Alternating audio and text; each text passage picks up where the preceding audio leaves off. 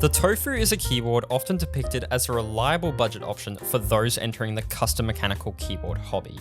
Until recently, it represented the face of budget options and remains one of the most popular keyboards in this category. Despite being nearly 5 years old, it has continued to not only captivate the attention of both enthusiast and budget-conscious consumers alike, but has managed to stay relevant throughout its various iterations and consistent evolutions.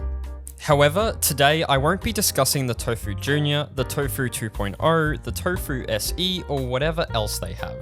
Today I'll be comparing the basic Tofu 65, in my case the Tofu V2, to its budget competitors such as the QK65 and the JRIS 65 in hopes of defining its value in today's market and seeing whether the Tofu is still a good and reliable budget option in 2023.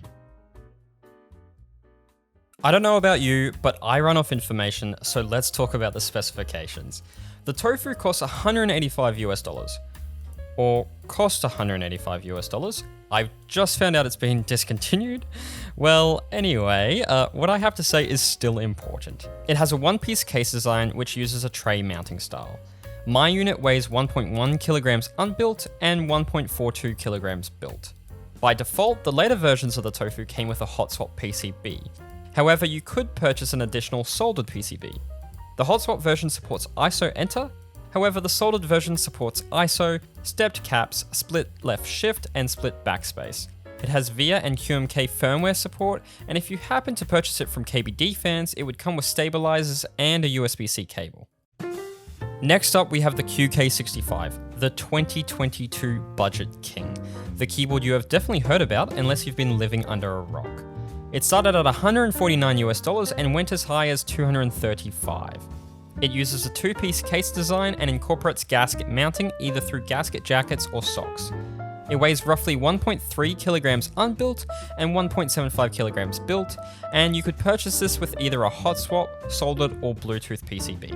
If you purchased the soldered PCB, you had ISO support, split backspace, split left shift, stepped caps, and Sangen bottom row support. All units came with VIA and QMK support too. The QK65 also included a carrying case, a USB-C cable, stabilizers, case foams, and a screwdriver. QWERTY labeled these extras as gifts, meaning if you didn't receive any of these items, you wouldn't be receiving a replacement. But at $149, it's understandably made an impact in the hobby. Finally, in today's comparison, we have the JRIS 65. This is a budget option which arrived late in 2022, and I believe if you joined the group buy, you'd still be waiting on yours. Like the QK65, the JRIS uses a two-piece case design which incorporates gasket mounting, either through similar jackets or socks. Unique to the JRIS, the gaskets are mounted on the PCB instead of the plate like the QK65, and therefore you can build the JRIS plateless.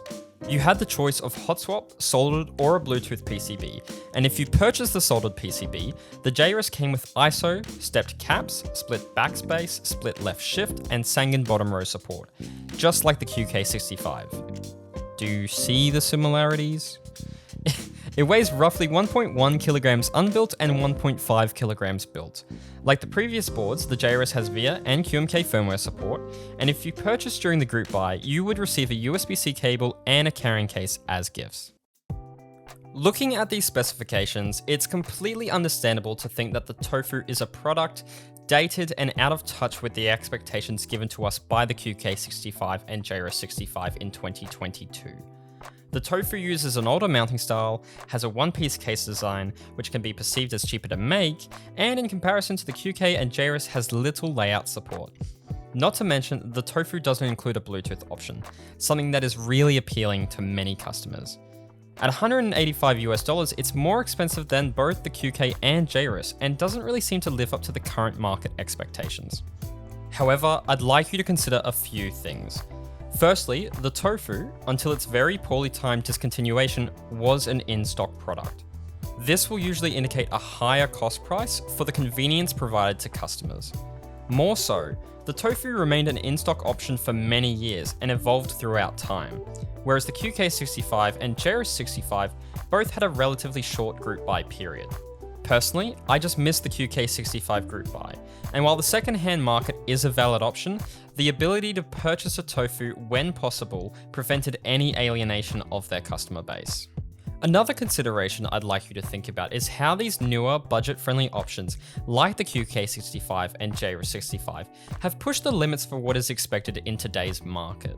Many people, both new to the hobby and enthusiasts, have allowed the Tofu 65 to settle comfortably in the second-hand market as a reliable option due to the demand of the QK and JRIS. People are more likely to sell their tofu in search for a better value alternative.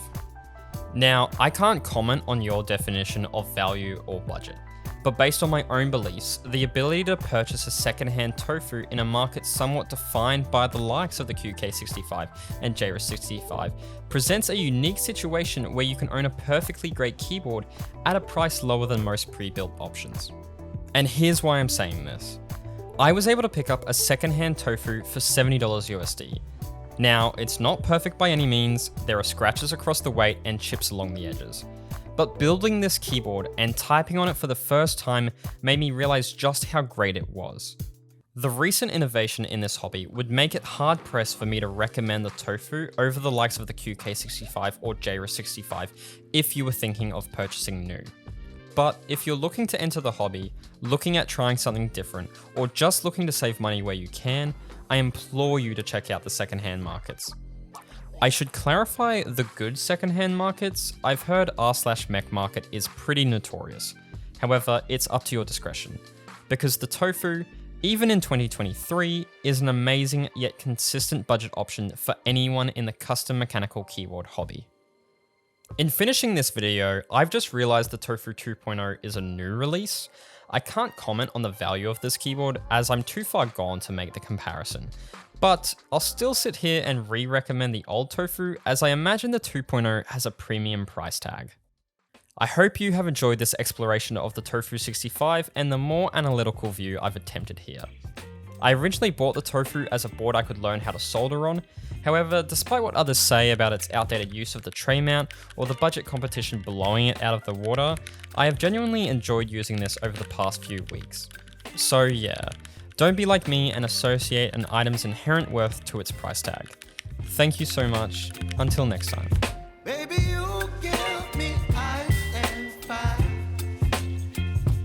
You're giving me wind and rain.